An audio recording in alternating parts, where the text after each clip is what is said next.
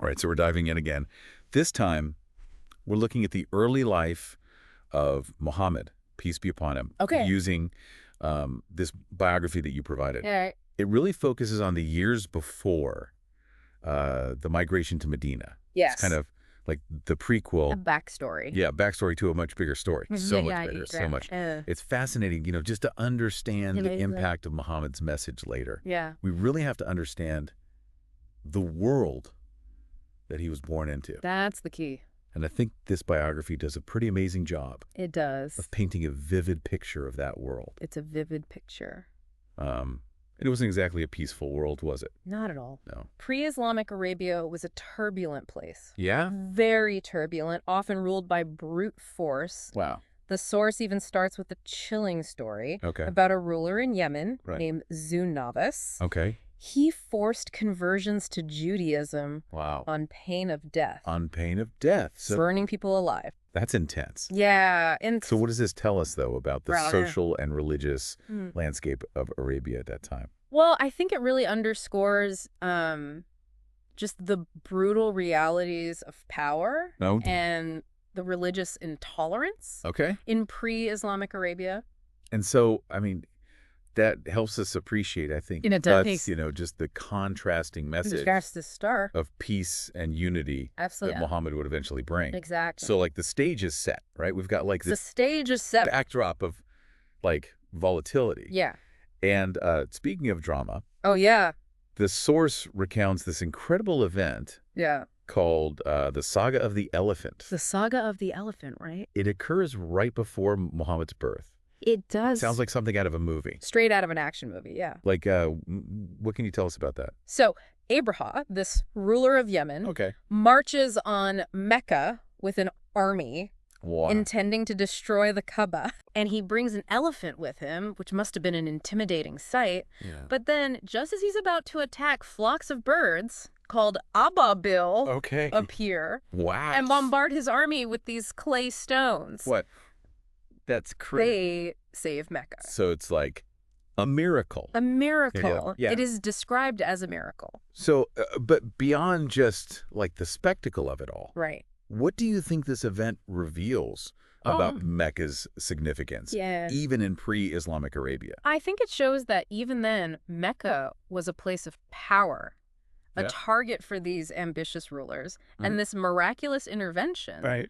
solidified its sacred status, Oh, wow. which foreshadows its central role in Islam, right? Oh, it's like destiny's already Destiny is at work. at work. Yeah. All right, so we've got this volatile backdrop, Yeah. this near-apocalyptic event. An apocalyptic event almost. Right. Yeah. And into this world steps Muhammad. That's right. You mentioned some intriguing details about his childhood. Yes. What stood out to you?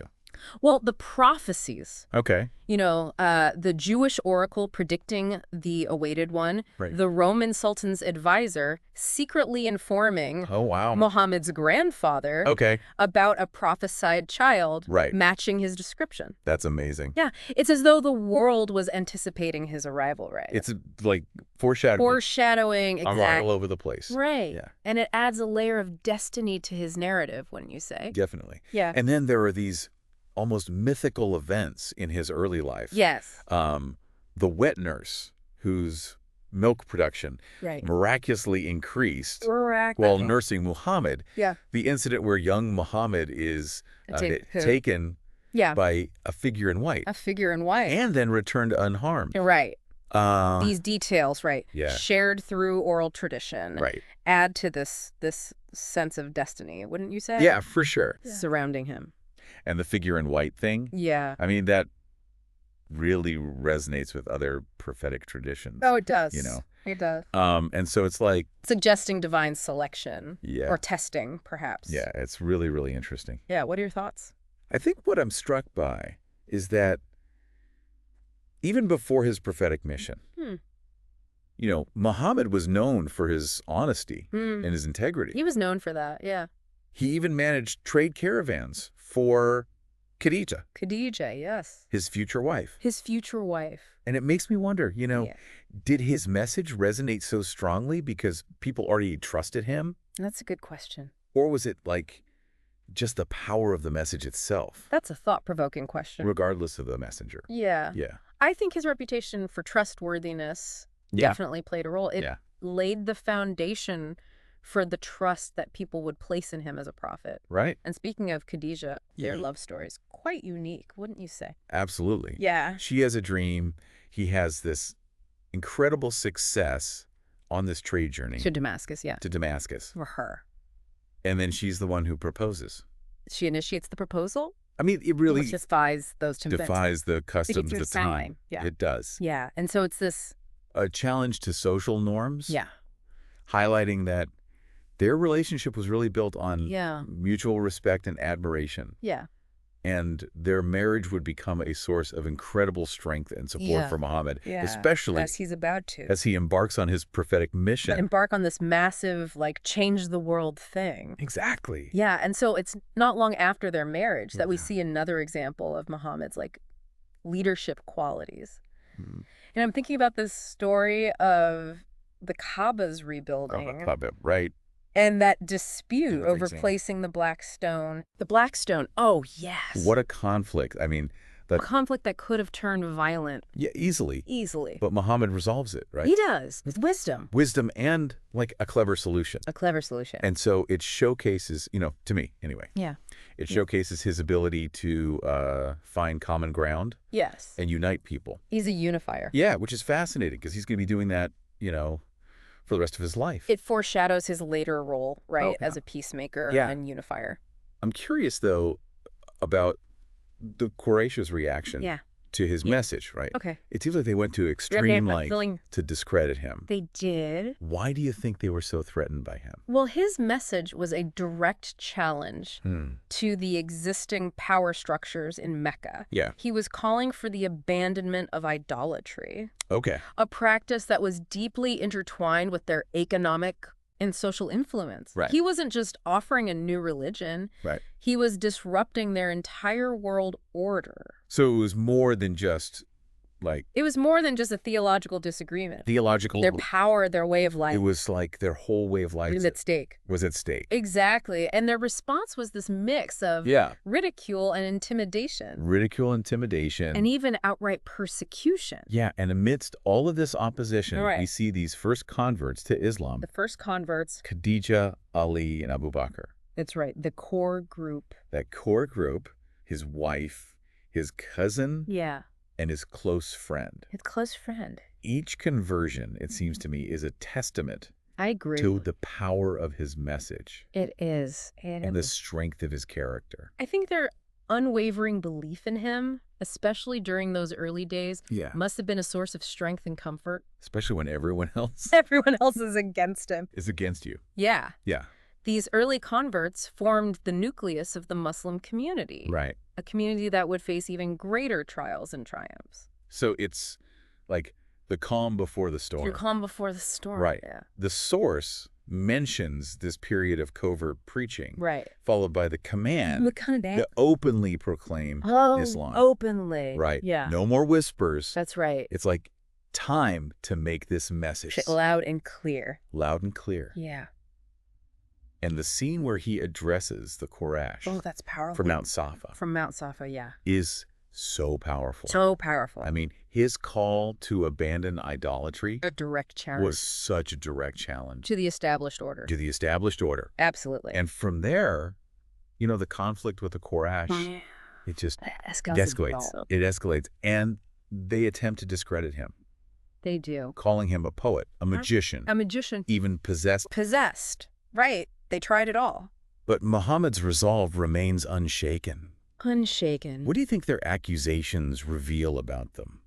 I think their accusations really reflect their fear and desperation. They couldn't fathom the idea that a single God could hold all authority. So it really challenged their worldview? It challenged their entire worldview. Yeah. And so, they resorted to these tactics. The story of Hamza's conversion gives me chills every time I read it. It's impactful. It's so impactful. It is.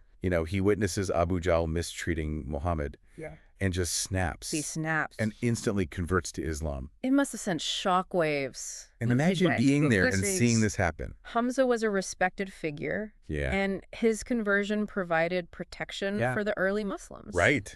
It boosted their morale. What a turning point. It signaled that Muhammad's message was gaining traction, even among those initially opposed to it. Like a domino effect almost. A domino effect. And then you've got this powerful scene where the Quraysh try to bribe Muhammad. They try to bribe him. Right. Yeah. They're offering him wealth, power, anything to stop preaching. Yeah, to just stop. And his response is just amazing. Oh, it's incredible. If they placed the sun in my right hand and the moon in my left, I will not abandon my cause. It gives me chills just hearing it. And I mean, it's a declaration. Declaration of faith. Of faith and commitment that transcends worldly desire. Any worldly desire. He's not motivated by personal gain. Yeah. His mission is driven by something far greater. It's like he knows he's on the right path. Knows. Yeah, and the conflict just keeps... It intensifies. It keeps intensifying. Yeah.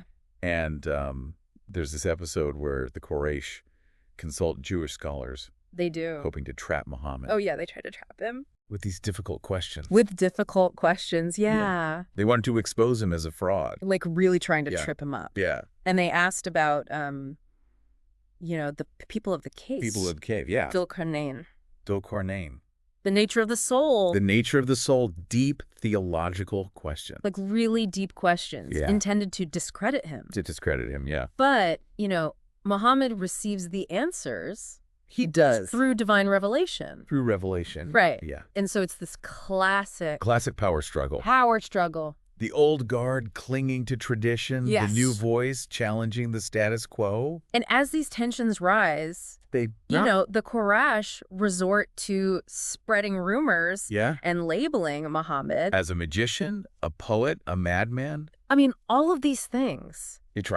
They're just trying to discredit him. Through character assassination. Yeah, through character assassination. Yeah. It's interesting because that's a tactic. It's a tactic that's still used today, sadly. It's sadly still used today. Sadly, yeah. And then we have this dramatic conversion of Omar. Yes. He's initially so hostile towards Muhammad and Islam. Yeah. But he undergoes this complete transformation. After hearing the Quran recited. The Quran really had that effect. It did, yeah. On people. It did. I mean, his initial hostility. Right. The powerful effect of the Quran. Yeah. And then his confrontation with Muhammad leading to his declaration of faith. A turning point. It's like another turning point. For the early Muslim community. Yeah. And with that, we're approaching the events that lead to the migration to Medina. Yeah. The persecution. That persecution is unbearable. It becomes unbearable. Pledges of allegiance are made. And finally, divine permission is granted to leave Mecca. And that's going to set the stage, of course, for our next deep dive, where we're going to explore the Medinan period. And the establishment of that early Muslim community. Before we move on, I just want to take a minute to kind of reflect on what we've learned so far. Let's do that. About this remarkable figure. This remarkable figure's like formative years. His formative years, yeah. What really stands out to you? Well, I'm struck by the fact that even amidst all of the opposition, the personal tragedies, Muhammad never wavered in his commitment to his mission. He never wavered. He faced every challenge with integrity, compassion, and this unwavering belief in the message he was entrusted with. So inspiring. It is inspiring. It's so inspiring. It's a powerful story. And it raises some really profound questions. He does. About the nature of faith. Yes. The power of conviction. And the impact one person can have on the course of history. And I can't wait to see what unfolds in the next chapter of his life. Me too. So stay tuned, folks. Yes. Because our deep dive continues in part 2. Welcome back.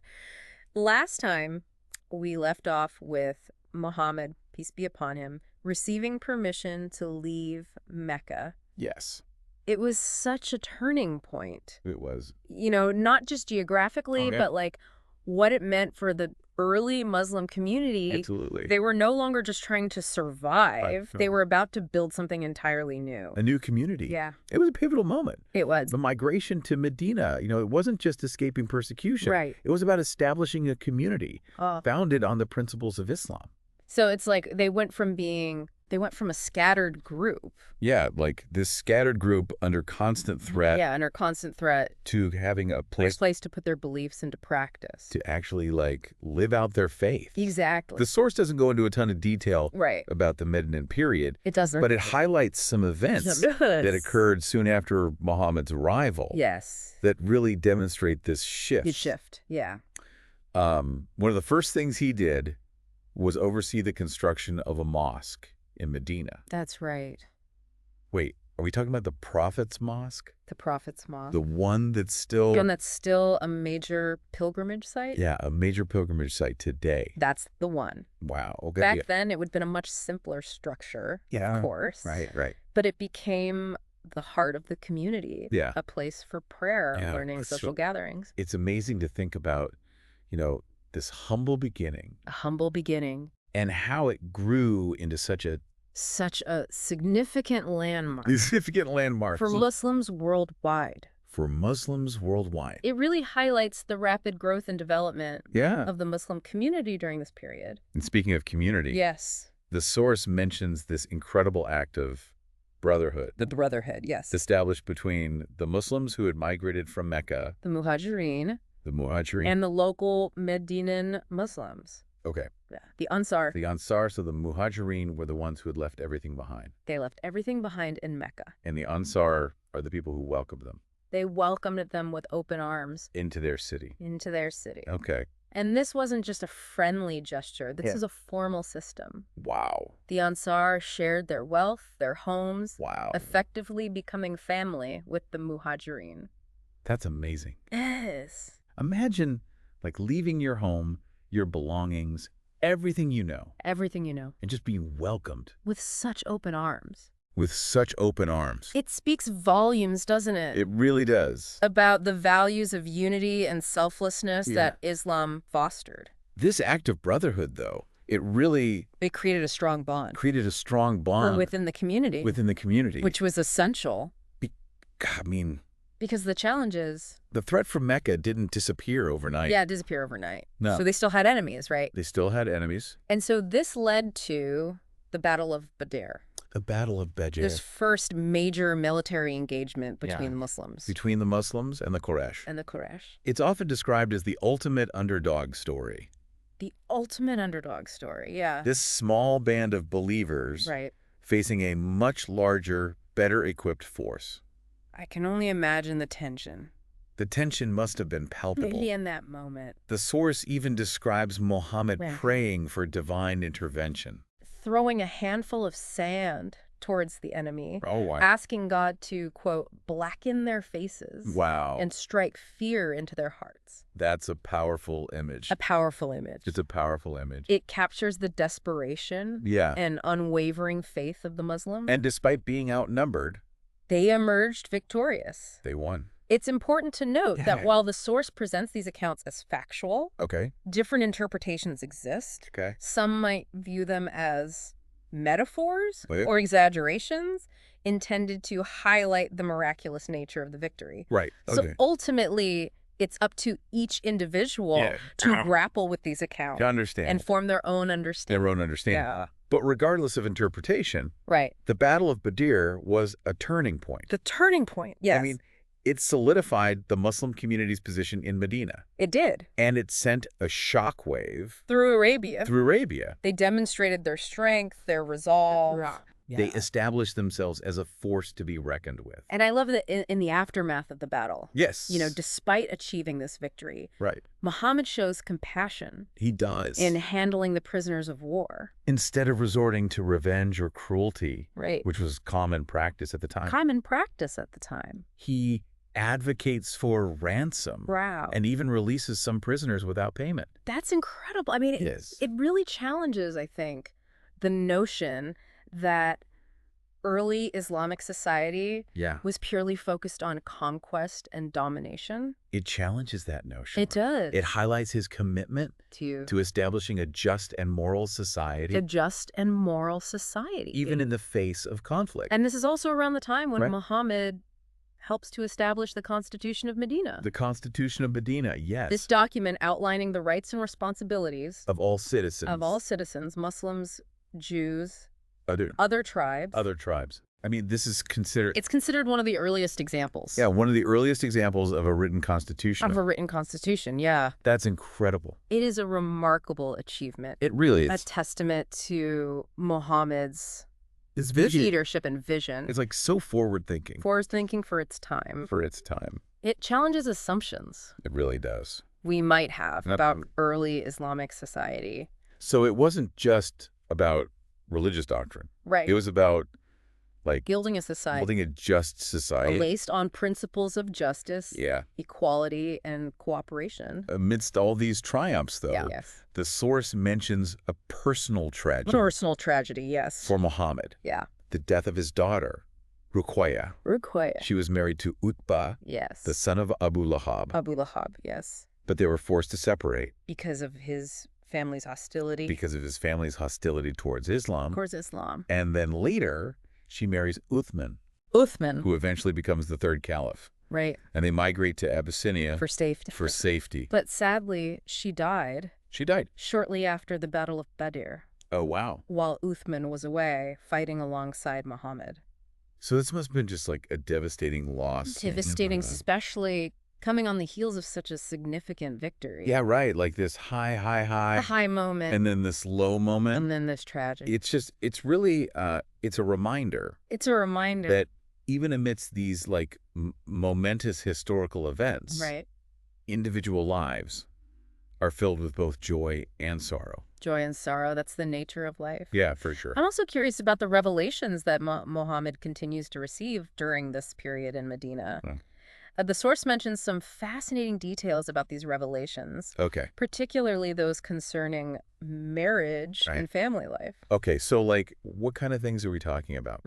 Well, for instance, the revelations emphasize the importance of a formal marriage contract, treating wives with kindness and respect, and guidelines for inheritance and family relations. So it seems like these revelations... They were shaping the beliefs and practices they were shaping... of Islam as we know it today. The beliefs and practices as we know it today. These teachings often challenge existing social norms and aim to establish a more just and equitable society. One particular aspect mentioned in the source is the story of Muhammad's marriage to Aisha, the daughter of his close companion Abu Bakr. And I know this has been a topic of much discussion and debate. Particularly the age difference between them. Yeah, the age difference. It's important, I think, to approach this aspect with sensitivity.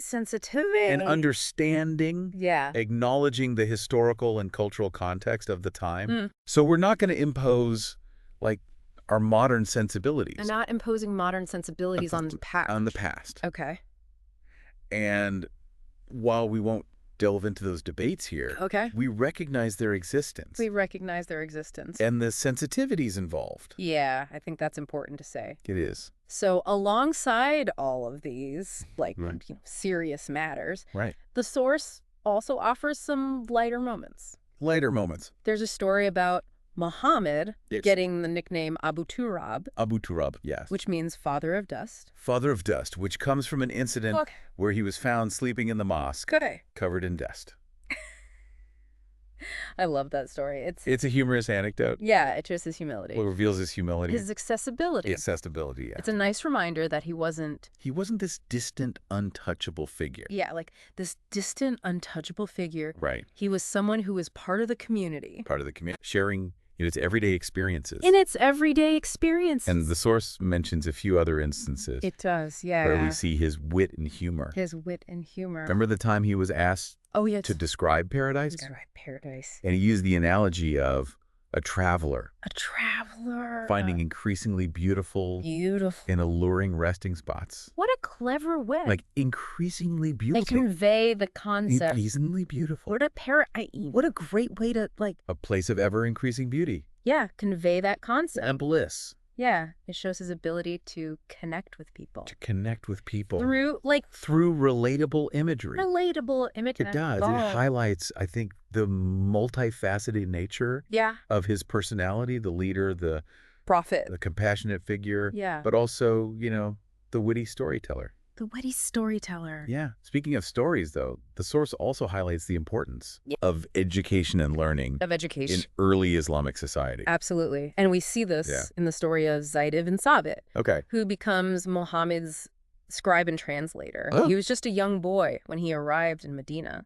Okay. But his intelligence and eagerness to learn impressed Muhammad. Right. And he eventually masters several languages. Wow. And plays this crucial role in preserving the Quran and Other Islamic teachings. So it's inspiring to see age wasn't a barrier. It wasn't a barrier to knowledge and contribution. It reinforces that Islamic emphasis on the pursuit of knowledge, regardless of age or background. Okay, so to recap, we've got this growing and evolving community. In Medina. Yeah. Major victories like the Battle of Badr. The establishment of this groundbreaking constitution. And like a continued stream of revelations that are shaping the beliefs. Yeah. Shaping the beliefs and practices. Of Islam. As we know it today. But amidst all these triumphs... There's still challenges. There were challenges, internal disputes. Right. And that ever-present threat from Mecca. It's like they're building this new world. They're building a new world. While the old world is trying to pull them back in. Yeah. It makes for a compelling narrative. It does. And as that community in Medina strengthens, so too does the opposition. From Mecca, setting the stage for further conflict and the ongoing struggle to spread the message of Islam. Things are definitely getting more complex. The stakes are higher. The challenges are greater. And it seems like we're just getting a glimpse of what's to come. Okay, so we're back, and things are about to get really interesting. They are. We left off with the Muslim community in Medina. Yes. Facing these ongoing challenges from Mecca. Right. It seems like the stakes just keep getting higher. That's the nature of building something new, especially when it challenges the established order. Yeah, absolutely. The Medinan period is marked by this series of battles, political maneuvering, and of course the continued spread of Islam. Right. And Muhammad's leadership is put to the test as he navigates these complex circumstances. The source mentions the Battle of Uhud. Yes. Where the Muslims faced a major setback. I remember reading about how they initially had the upper hand. They did. But were ultimately defeated. What led to this, reversal of fortune? Well, the source attributes it to a combination of things. Okay. Tactical errors and, I guess you could say the allure of worldly gain. Some of the archers who were tasked with holding this strategic position. They abandoned their posts to collect spoils of war. Oh, wow. Which left the Muslim army vulnerable. Right. And the enemy, of course, took advantage. It's a reminder that even with the best intentions, human weaknesses can have devastating consequences. They can. Yeah. It's a lesson in discipline, I think, and maintaining focus on the ultimate goal. Right. Even amidst temptations. And this defeat at Uhud. Yeah. It was a significant blow. It was a blow to the Muslims. Yeah. Both physically and psychologically. Only imagine. Yeah. And it led to increased scrutiny and criticism. It did. From those who were already skeptical. Of Muhammad's leadership. Of his leadership, yeah. The source describes a group of hypocrites. Who used the defeat. As an opportunity. To sow doubt and discord. Yes. Within the community. So they claimed to be Muslims. Right. But secretly worked to undermine Muhammad's authority. That's right. So he's facing challenges. On multiple fronts. External enemies. Internal dissent. His leadership is constantly being tested. But what's remarkable is that despite these setbacks... He never gives up. On his mission to spread the message of Islam. So how did he respond to these challenges? Well, he adapted, right? He adapted. He learned from his mistakes. He learned from his mistakes. He refined his strategy. Refined his strategies. And he continued to, like, build alliances. Strengthening the Muslim community from within. Strengthening the community from within. One of the strategies mentioned is the Battle of the Trench. The Battle of the Trench. I remember being fascinated by this idea of digging a trench around Medina. As a defensive measure. It was a brilliant tactic. Yeah, it was. The Muslims were facing this massive coalition of enemies. Oh, wow. Determined to destroy them. But the trench, along with the harsh winter conditions, effectively neutralized the enemy's superior numbers. Wow. And forced them to retreat. So it's like this classic David and Goliath story. Absolutely. And this victory at the Battle of the Trench. It was pivotal. Yeah, it was pivotal. It demoralized the enemies of Islam. Okay. And it solidified Medina as a safe haven. For that growing Muslim community. So they're no longer just like defending themselves. Right. They're in a position to negotiate. And expand their influence. Wow, okay. And one of the most significant events that demonstrates this shift is the Treaty of Hudaybiyah. Remind me about that one. So the Muslims, wanting to perform the pilgrimage to Mecca, set out on this peaceful journey, but they're blocked by the Quraysh. So instead of resorting to violence, Muhammad negotiates a treaty that, on the surface, seemed to favor the Quraysh. It was a strategic retreat. A way to buy time and avoid unnecessary bloodshed. So a short-term compromise. For a long-term gain. Okay. And it proved to be a brilliant strategy. Within 2 years, the Muslims returned to Mecca. Wow. Not as a persecuted minority. Right. But as a powerful force. Wow. Ready to reclaim their homeland. That's incredible. From being exiled to reclaiming their city in just a few years. What a dramatic turnaround. Yeah, it's amazing. The conquest of Mecca was a pivotal moment. Marking the culmination of years of struggle? Of struggle and sacrifice. The source describes Muhammad entering the city. Yes. Not with vengeance in his heart. But with mercy. And forgiveness. Wow, he pardons his former enemies. And cleanses the Kaaba of idols. Rededicating it to the worship of the one God. It's a powerful image, isn't it? It really is. The former outcast returning as a victor. Choosing compassion over revenge. It speaks volumes about his character. It does. And his vision. For a society based on justice. Justice and forgiveness. And this conquest of Mecca, it essentially marked the end of polytheism in the city. Wow. Islam was firmly established as the dominant faith in Arabia. But the story doesn't end there, right? It doesn't, no. There's still more to come. There's more to come. So the conquest of Mecca was a major turning point. It was. But it wasn't the end. Not the end of challenges for Muhammad. Of challenges? No. He continued to receive revelations. He did, clarifying the tenets of Islam. Establishing laws and social norms for that growing Muslim community. So it wasn't just about conquering territory. No, it was about building a new society. It was about building an Islamic principle. A whole new society. Exactly, and it wasn't easy. He faced internal disputes. Tribal politics, even military campaigns against those who refused to accept his leadership. It sounds like this constant balancing act. It was a balancing act. Maintaining unity.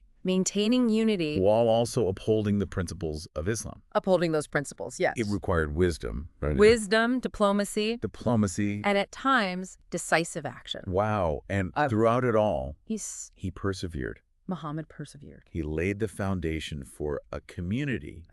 That would ultimately transform the world. What an incredible journey. I mean, incredible journey. We've covered so much in this deep dive. So much. From that chaotic world. From pre-Islamic Arabia. To the establishment of a thriving Muslim community. Yeah, to the rise of Islam. As this major force. It's been fascinating, hasn't it? It really has. To explore the events, the challenges, the triumphs, the tragedies. That shaped Muhammad's life and the early development of Islam. Absolutely. It's a remarkable story. It's full of insights and lessons that resonate even today. So as we wrap up this deep dive, I'm wondering... Okay. What's, The one key takeaway. The one key takeaway. You want our listeners to remember. I think the most important takeaway is the power. The power.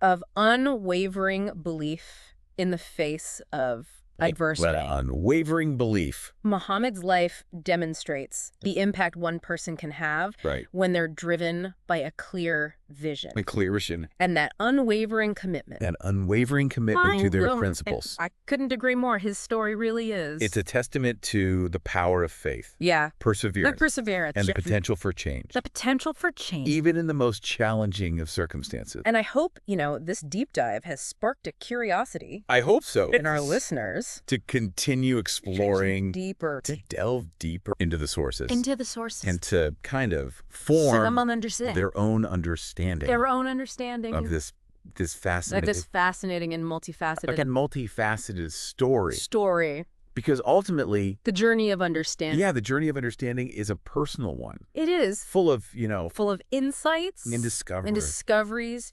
unique to each individual. So keep questioning. Keep seeking. Keep seeking. And keep diving deep. Keep diving deep.